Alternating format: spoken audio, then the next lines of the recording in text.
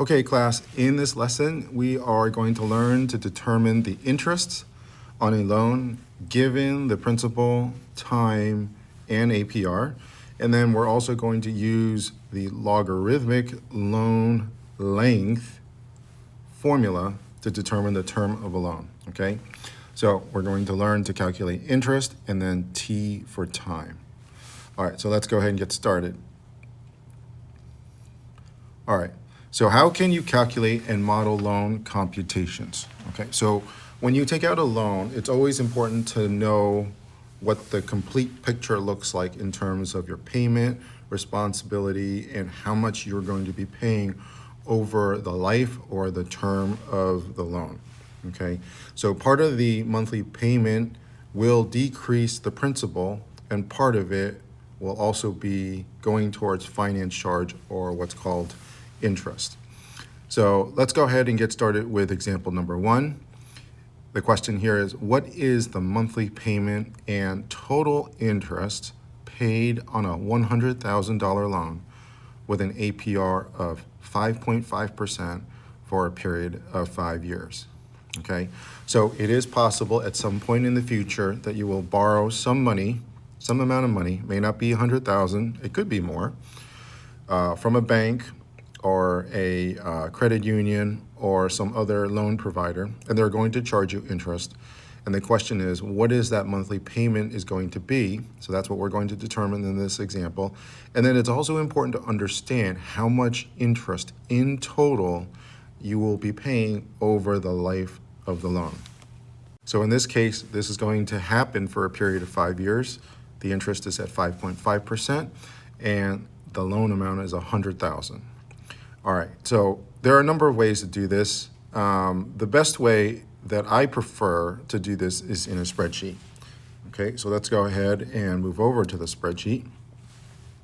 And you'll see that I've created this spreadsheet where you have the ability to enter your loan amount. So in this example, it was $100,000,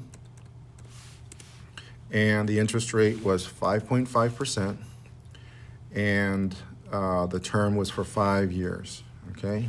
5 years. And as you could see, this monthly payment is not correct because this 5.5% should be in decimal form. All right, now that makes more sense. And the monthly payment comes out to $1,910.12. Now, if you take a look at the equation, hopefully you could see at the lower left of the screen, you'll see that I use the payment function, and within that payment function is the interest rate, which is populated by cell D3, and we're going to divide that by 12. And the reason we divide that by 12 is because these will be monthly payments, and there are 12 months in a year. And then the next part of the calculation is cell E3, which is the term. This is 5 years, so the loan's for 5 years, but we want to convert this into months because we're going to be doing this from a monthly payment standpoint. So we have to take the 5 years, or whatever value is in cell E3, and multiply by 12 months, because there are 12 months in a year. And then the loan amount, which is $100,000, which is populated in cell C3. And I put a negative sign because I want my monthly payment number to come out as a positive number. If you kept that as a positive C3, then my monthly payment would come out to be a negative $1,910.12. So it doesn't matter which way you do it. I just prefer it to be a little cleaner, so I made that negative C3 in the equation. All right, so what you'll see is that is our monthly payment, okay? And then the total interest that we're going to be paying over the life of the loan is going to be the next cell down. And what I did here was I took the monthly payment of $1,910.12, which is in cell E5, and I multiplied that by the number of years, which is in cell E3, times 12 months, because that's how many months we're going to be paying this amount, which is a total of 60 months. And then I subtract the loan amount in cell C3, and we see that the total interest that we're going to be paying is $14,606.97. okay? This is important to understand because what this is saying is that if you borrow this $100,000 at a 5.5% interest, it's going to cost an additional $14,606.97 to borrow that amount, okay? And then you'll see below here, I've got my date, principal, interest, and balance. And this is basically a payment schedule, okay? So assuming that we start in January, we will pay, out of the $1,910.12, $1,451.78 will go towards principal, meaning that's the amount that's going to get subtracted from the $100,000. And then the balance of the monthly payment will be $458. That is the profit that the loaner is making off of you, okay? And then for every month, you'll see that the amount of principal applied gets a little bit bigger and bigger, whereas the interest, the amount of money that the person or the bank that's loaning you the money is making is decreasing over time, okay? And so this is called a schedule or payment schedule. And if you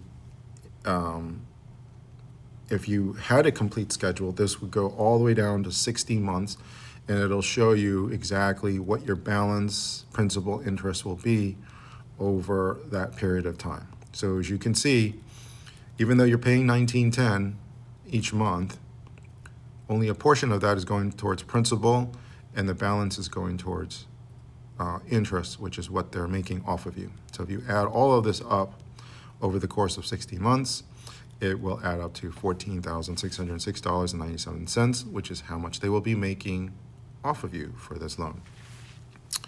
All right, so let's go ahead and write in our answer. So our monthly payment is going to be $1,910.12. And then total interest paid will be $606.97. All right, so that is our answer to example 1. Okay, now let's go on to the next example, and that is we're going to calculate how long we have to pay given a certain scenario. So in example 2, we have Claude that wants to borrow $25,000 for a car. After looking at his monthly budget, he realizes that all he can afford to pay per month is $300. The bank is offering a 5.9% loan. The question here is, what would the length of the loan need to be so that he could stay within his budget? Okay, so this is a common scenario that car dealers have to handle. A lot of borrowers or a lot of buyers of cars will come in and say, well, this is my available budget, and so they could calculate how long a term of the loan needs to be to accommodate that.